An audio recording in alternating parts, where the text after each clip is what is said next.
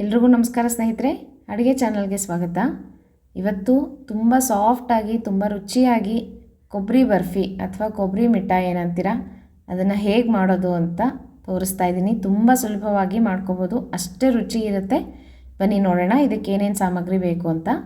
ನೋಡಿರಿ, ನಾನಿಲ್ಲಿ ಕಾಯಿ ತುರಿ ತೊಗೊಂಡಿದ್ದೀನಿ. ಫಸ್ಟ್ ಇದನ್ನು ಅಳತೆ ಮಾಡ್ಕೊಂಬಿಡೋಣ. ನಾನಿಲ್ಲಿ ಬಟ್ಲು ತೊಗೊಂಡಿದ್ದೀನಿ. ನೀವು ಲೋಟದಲ್ಲೂ ಸಹ ಕಾಯಿ ತುರಿಯನ್ನು ಮೆಜರ್ಮೆಂಟನ್ನು ಮಾಡ್ಕೋಬೋದು. ಇಲ್ಲಿ 3 ಕಪ್ ಆಗಷ್ಟು ಕಾಯಿ ತುರಿ ಇದೆ. ಇದನ್ನು ಒಂದು ಸಲ ಮಿಕ್ಸಿಗೆ ಹಾಕ್ಕೊಂಡು ತಿರುಗಿಸ್ಕೊಂಬಿಡೋಣ. ಯಾಕಂದರೆ ಒಂದೊಂದು ಸಲ ಹೋಳುಗಳಿರುತ್ತೆ, ದಪ್ಪ ದಪ್ಪ ಕಾಯಿ ಹೋಳು. ಹಾಗಿದ್ದರೆ ಬರ್ಫಿ ಚೆನ್ನಾಗಿ ಬರೋದಿಲ್ಲ. ಅದಕ್ಕೋಸ್ಕರ ಒಂದು ರೌಂಡ್ ಮಿಕ್ಸಿಗೆ ಹಾಕ್ಕೊಂಡು ತಿರುಗಿಸ್ಕೊಂಬಿಟ್ಟು ತೆಕ್ಕೊಂಬಿಡೋಣ. ಈಗ ಇದಕ್ಕೆ ಸಕ್ಕರೆ ಅಳತೆ ಮಾಡ್ಕೋಬೋದು. ಅದಕ್ಕೋಸ್ಕರ 3 ಬಟ್ಲು ಕಾಯಿ ತುರಿಗೆ 1.5 ಬಟ್ಲಾಗಷ್ಟು ಸಕ್ಕರೆಯನ್ನು ತಗೋಬೇಕು. ಈಗ ನಾನಿಲ್ಲಿ ಗೋಡಂಬಿಯನ್ನು ಚೂರು ಮಾಡಿ ಇಟ್ಕೊಂಡಿದ್ದೀನಿ. ಸ್ವಲ್ಪ ಏಲಕ್ಕಿಯನ್ನು ಕುಟ್ಟಿ ಪುಡಿ ಮಾಡಿ ಇಟ್ಕೊಂಡಿದ್ದೀನಿ. ದಪ್ಪ ತಳದ ಪಾತ್ರೆಯನ್ನು ಇಟ್ಕೋಬೇಕು. ಸಣ್ಣ ಉರಿಯಲ್ಲಿ ನೋಡಿರಿ 1.5 ಕಪ್ ಆಗಷ್ಟು ಸಕ್ಕರೆಯನ್ನು ಹಾಕ್ತಾಯಿದ್ದೀನಿ. ನೀವು ಬೆಲ್ಲ ಸಹ ತೊಗೋಬೋದು, ಸಕ್ಕರೆ ಅಥವಾ ಬೆಲ್ಲದ ಪುಡಿ ಯಾವುದಾದ್ರೂ ಹಾಕ್ಕೋಬೋದು. ನೋಡಿರಿ, ಇದಕ್ಕೆ ಕಾಯಿ ತುರಿ ನಾವು ರುಬ್ಬಿದ್ವಲ್ಲ ಅದನ್ನು ಸಹ ಹಾಕ್ಕೊಂಡಿದ್ದೀನಿ. ಎಲ್ಲನೂ ಚೆನ್ನಾಗಿ ಕಲಿಸ್ಕೋಬೇಕು.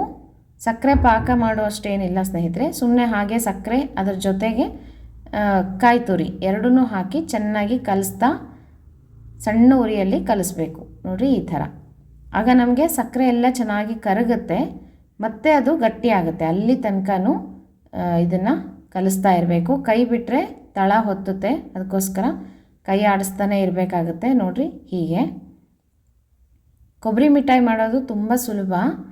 ಬೆಲ್ಲದಲ್ಲೂ ಸಹ ಮಾಡ್ಬೋದು, ಅದೂ ಅಷ್ಟೇ ತುಂಬ ಟೇಸ್ಟಾಗಿರುತ್ತೆ. ಇದಕ್ಕೆ ಒಂದು ಸ್ವಲ್ಪ ಹಾಲನ್ನು ಸಹ ಹಾಕ್ಕೊತಾರೆ, ಅದು ಚೆನ್ನಾಗಿ ಬೆಳ್ಳಗೆ ಸಾಫ್ಟಾಗಿ ಬರುತ್ತೆ. ಹಾಗೂ ಮಾಡ್ಕೋಬೋದು. ನಾನಿಲ್ಲಿ ಹಾಲೇನು ಸೇರಿಸಿಲ್ಲ.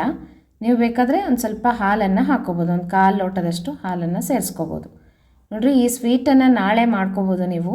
ನವರಾತ್ರಿಯ ಪ್ರಥಮ ದಿನ ಶೈಲಪುತ್ರಿ ಆರಾಧನೆಯನ್ನು ನಾವು ನಾಳೆ ದಿವಸ ಮಾಡ್ಕೊತೀವಿ.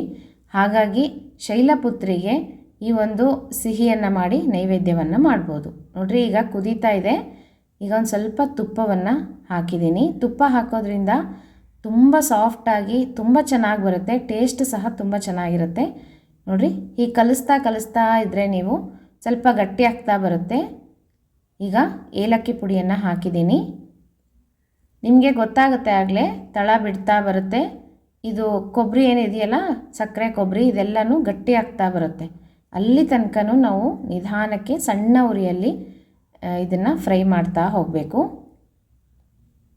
ತುಂಬ ಈಸಿಯಾಗಿ ಮಾಡ್ಕೋಬೋದು ಸ್ನೇಹಿತರೆ, ತುಂಬ ಬೇಗನೆ ಆಗುತ್ತೆ. ಏನಂದರೆ ಸ್ವಲ್ಪ ಸಣ್ಣ ಉರಿಯಲ್ಲಿ ನಾವು ಮಾಡ್ಕೋಬೇಕು, ಇಲ್ಲಾಂದರೆ ಸೀದು ಹೋಗ್ಬಿಡುತ್ತೆ, ಅದು ವಾಸನೆನೂ ಬಂದುಬಿಡುತ್ತೆ. ಅದಕ್ಕೋಸ್ಕರ ನೋಡಿರಿ, ಹೀಗೆ ನಿಮಗೆ ಕಾಣಿಸ್ತಾ ಇದೆಯಲ್ಲ, ತಳ ಬಿಡ್ತಾ ಬರ್ತಾ ಇದೆ. ನೀವು ಬೇಕಂದರೆ ಇನ್ನೊಂದು ಸ್ವಲ್ಪ ತುಪ್ಪವನ್ನು ಸೇರಿಸ್ಕೋಬೋದು. ಇಲ್ಲಿ ಗೋಡಂಬಿ ಚೂರುಗಳನ್ನು ಹಾಕ್ತಾಯಿದ್ದೀನಿ. ಇದೇನು ತುಪ್ಪದಲ್ಲಿ ಫ್ರೈ ಮಾಡಬೇಕು ಅಂತ ಇಲ್ಲ, ಹಾಗೆ ಹಾಕೋಬೋದು. ಕೊನೆಯದಾಗಿ ಹಾಕ್ಕೊಳ್ರಿ, ಇನ್ನೇನು ಬರ್ಫಿ ಆಗ್ತಾ ಇದೆ ಅನ್ನೋವಾಗ ಹಾಕೋಬೇಕು. ನೋಡಿರಿ, ಹೀಗೆ ತಳ ಬಿಡ್ತಾ ಒಂದು ಉಂಡೆ ಥರ ಆಗ್ತಾ ಬರುತ್ತೆ. ಕಾಣಿಸ್ತಾ ಇದೆಯಲ್ಲ, ಹೀಗಾದಾಗ ಇದನ್ನು ಒಂದು ತಟ್ಟೆಗೆ ಹಾಕೋಬೇಕು. ಮುಂಚೆನೇ ತಟ್ಟೆಗೆ ಒಂದು ಸ್ವಲ್ಪ ತುಪ್ಪವನ್ನು ಸವರಿ ಈ ಥರ ಇಟ್ಕೋಬೇಕು. ಇದಕ್ಕೆ ಈಗ ನಾವು ಕೊಬ್ಬರಿ ಬರ್ಫಿ ಆಗಿದೆ, ಅದನ್ನು ಹೀಗೆ ಹಾಕ್ಕೊಂಬಿಟ್ಟು ಚೆನ್ನಾಗಿ ಒಂದು ಈ ಥರ ಫ್ಲ್ಯಾಟಾಗಿ ಮಾಡ್ಕೋಬೇಕು. ನೋಡಿರಿ, ಎಷ್ಟು ನೀಟಾಗಿ ಬಂದಿದೆ ಅಂತ. ಕೆಲವರು ಕೊಬ್ಬರಿಯಿಂದ ಈ ಥರ ಮಾಡಿಕೊಂಡು ಉಂಡೆಗಳನ್ನು ಕಟ್ಟಿ ಅದನ್ನು ಮಾಡ್ತಾರೆ, ಹಾಗೂ ಮಾಡ್ಕೋಬೋದು. ಇದೂ ತುಂಬ ಚೆನ್ನಾಗಿರುತ್ತೆ.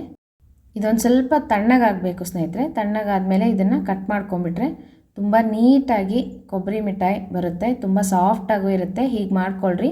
ಈಗ ಇದೊಂದು ಸ್ವಲ್ಪ ತಣ್ಣಗಾಗಿದೆ.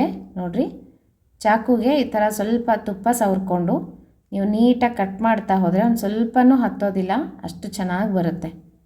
ಕಾಣಿಸ್ತಾ ಇದೆಯಲ್ಲ, ನೀವು ಡೈಮಂಡ್ ಶೇಪಲ್ಲಾದರೂ ಮಾಡ್ಕೋಬೋದು, ಸ್ಕ್ವೇರಲ್ಲಾದರೂ ಮಾಡ್ಕೋಬೋದು, ನಿಮ್ಮಿಷ್ಟ. ಹೀಗೆ ನೀಟಾಗಿ ಕಟ್ ಮಾಡಿಕೊಂಡು ತೆಕ್ಕೊಂಡ್ಬಿಡೋದು. ನವರಾತ್ರಿಯಲ್ಲಿ ಈ ಥರ ಸ್ವೀಟ್ಗಳನ್ನು ಮಾಡಿ ಇಟ್ಟರೆ ಒಂದು ಸ್ವಲ್ಪ ದಿನ ಇರುತ್ತೆ, ಮಕ್ಕಳಿಗೂ ಸಹ ಇಷ್ಟ, ತಿಂತಾ ಇರ್ತಾರೆ. ನಾಳೆ ದಿವಸ ಶೈಲಪುತ್ರಿಗಾಗಿ ಮಾಡುವಂಥ ಸಿಹಿ ತಿಂಡಿ ಕೊಬ್ಬರಿ ಮಿಠಾಯಿ ಅಥವಾ ಕೊಬ್ಬರಿ ಬರ್ಫಿ. ನೀವೆಲ್ಲ ಟ್ರೈ ಮಾಡಿರಿ, ಹೇಗೆ ಬಂತು ಅಂತ ತಿಳಿಸೋದು ಮರಿಬೇಡ್ರಿ ಸ್ನೇಹಿತರೆ. ತುಂಬ ರುಚಿಯಾದಂತಹ ಕೊಬ್ಬರಿ ಬರ್ಫಿ ತುಂಬ ಸುಲಭವಾಗಿ ಮಾಡ್ಕೋಬೋದು. ಮತ್ತು ಮುಂದಿನ ವಿಡಿಯೋ ಒಟ್ಟಿಗೆ ಸಿಗ್ತೀನಿ. ನಮಸ್ಕಾರ.